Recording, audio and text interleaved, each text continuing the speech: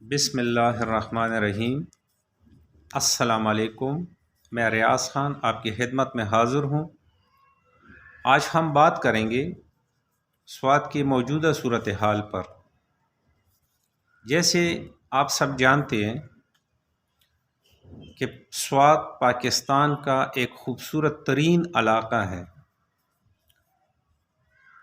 جہاں پاکستان کے بیشتر علاقوں سے لوگ سیر و تفریح کے لیے جاتے ہیں۔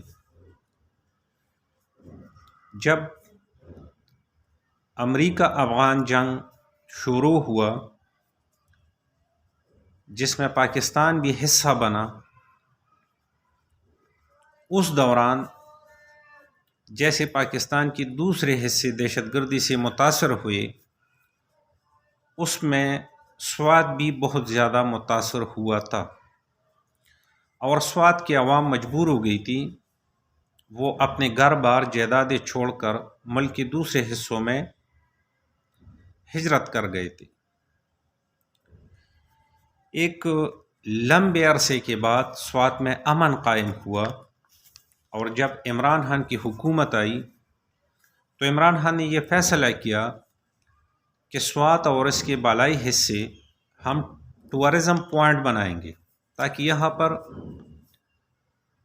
فارنر آ سکے، اندرونی ملک سے بھی پاکستانی وہاں جا کر سیر و تفریح کر سکے، جس سے ریونیو بھی جنریٹ ہوگا، اور جو فارنر آئیں گے اس سے ملک کا ایک نام ہوگا، ایک اچھا تاثر جائے گا دنیا میں۔ لیکن بدقسمتی سے جب یہ پی ڈی ایم کی حکومت مسلط ہوئی ہے، اس کے بعد سے ملک کے حالات اچانک تبدیل ہونا شروع ہوئے، جس میں وزیرستان میں بھی دہشت گرد نظر آنے لگے، سوات میں بھی دہشت گرد نظر آنے لگے، جس پر مراد سعید نے باقاعدہ ویڈیو بیان میں کہا تھا کہ سوات کے حالات خراب ہو رہے ہیں اور سوات میں دہشت گرد گھوم رہے۔ وفاقی حکومت نے یہ بات بتائی تھی کہ دیرینہ دشمنوں کے ساتھ بھی مذاکرات ہونے چاہیے۔ پھر وفاقی حکومت نے طالبان کے ساتھ مذاکرات کیے۔ ان مذاکرات کے بارے عوام کو کوئی معلومات نہیں ہے، نہ ان مذاکرات میں کے پی کے وزیر اعلیٰ محمود خان کو شامل کیا گیا تھا کہ طالبان کے ساتھ مذاکرات کس بنیاد پر ہوئے تھے، جس کا نتیجہ اب یہ ہوا کہ کل بچوں کو اسکول وین پر طالبان نے حملہ کیا، جس میں 2 بچیاں زخمی ہو گئی اور ڈرائیور جاں بحق ہوا۔ اب وفاقی حکومت یہ بات کر رہے ہیں، وفاقی حکومت کا جو وزیر دفاع ہے وہ کہتا ہے کہ کے پی کے اندر امن اور امان کو قائم کرنا خیبر پختونخوا حکومت کی ذمہ داری ہے۔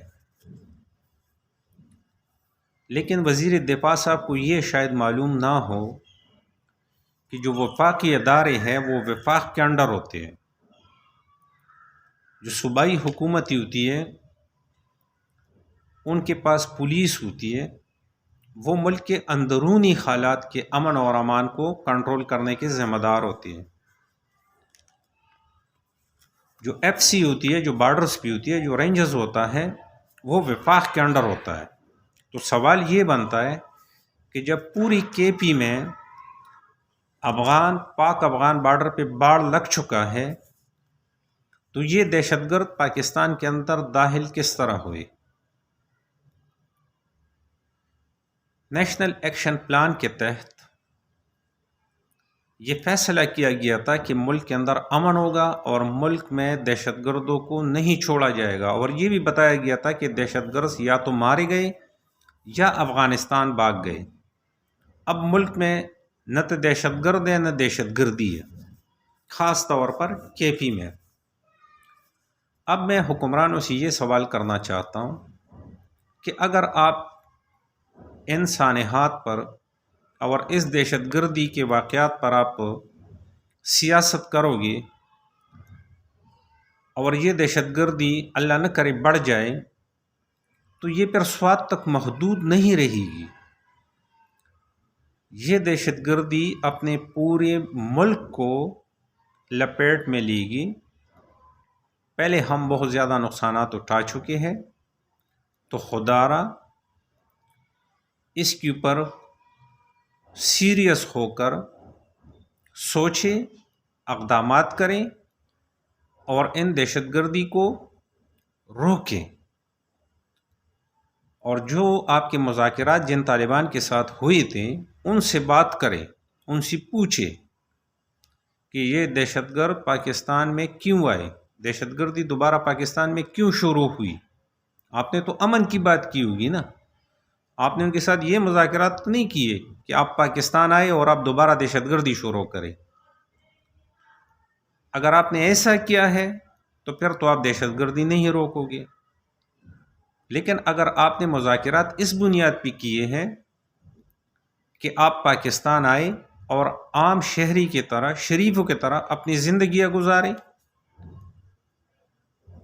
تو اس سوال کا جواب اب وفاقی حکومت کو دینا چاہیے کہ طالبان کے ساتھ ان کی کس بنیاد پر بات ہوئی تھی، اور اب یہاں پاکستان میں کے پی کے اندر دہشت گردی کیوں شروع ہوئی دوبارہ.